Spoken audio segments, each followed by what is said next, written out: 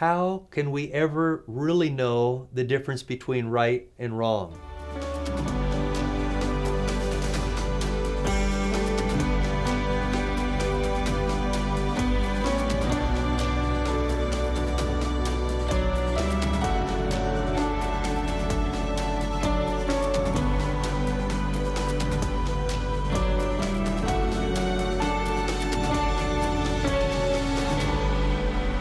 Hi there.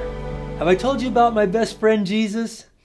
You know, I'm so glad that he makes it clear what's right and wrong. Maybe you've had a boss in your life that he kept changing the expectations and you weren't sure what if he wanted you to do this or this or this. He kept changing it. Or maybe you grew up in a home where your parents weren't really clear where their boundaries, and so they just you just hope that this time you didn't make them mad. Well, that's not the kind of God that we serve. God makes it crystal clear what is right and wrong in His eyes. And He did it in the law of God, the 10 Commandments.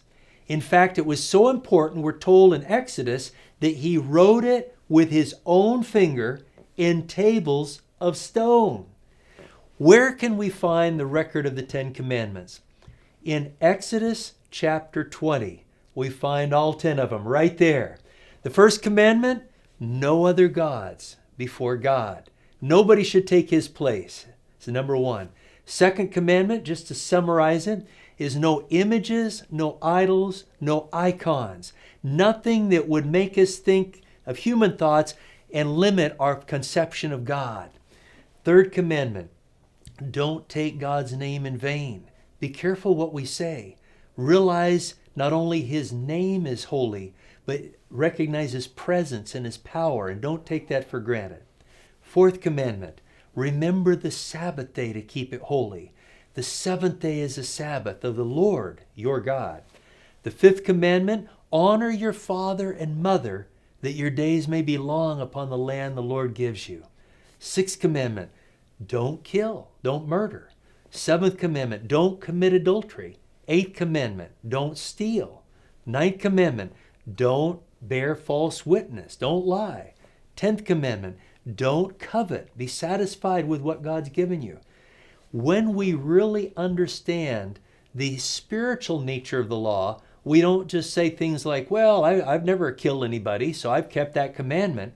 Jesus told us in the Sermon on the Mount in Matthew 5, 6, and 7, that if you've held anger and bitterness in your heart toward anyone, you have broken that commandment.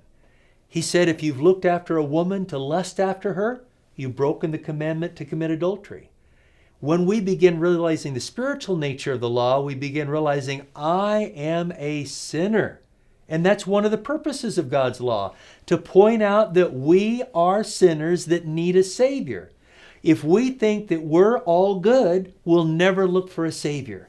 But when we look into that law and we really recognize the depth of it, we realize we need to turn from our sin, turn to Jesus, ask Him for forgiveness, cleansing, and power to live according to His law. Jesus said also there in the Sermon on the Mount in Matthew 5, till heaven and earth pass away, not one little jot or tittle, not one little dotted I or crossed T will pass from the law till all be fulfilled. You see, He showed us that He could live the law perfectly on our behalf, and He can live in our hearts to help us live that law as well. Some people think that the law of God, the 10 Commandments, were done away with. They think that that was what was nailed to the cross. And they're really not thinking clearly, because nobody would want to even live next door to somebody who thought that the 10 Commandments were done away with. They don't want to live next door to somebody who would lie, cheat, steal, try to mess around with their spouse or anything like that. No, the law that was nailed to the cross was the ordinances, all of the sacrifices in the sanctuary service. The 10 Commandment law of God stands for all eternity. In Hebrews 8, we learn that Jesus knows that we are frail, we are weak, we can't follow it, and so He says, I will write my law not in stone, but in their minds, so they'll know what's true and what's right and wrong, and in their hearts, so they will obey me out of love. 1 John 5:3 says, "This is the love of God, that we keep his commandments, and they're not a burden to us." Aren't you thankful that Jesus wants to write that law in our heart and mind so we understand what's right and wrong, and we love him more and more, and we follow him in obedience? Why don't you tell a friend what your favorite commandment is? Not as a dictatorial command from God, but as a promised blessing from God. Tell somebody today.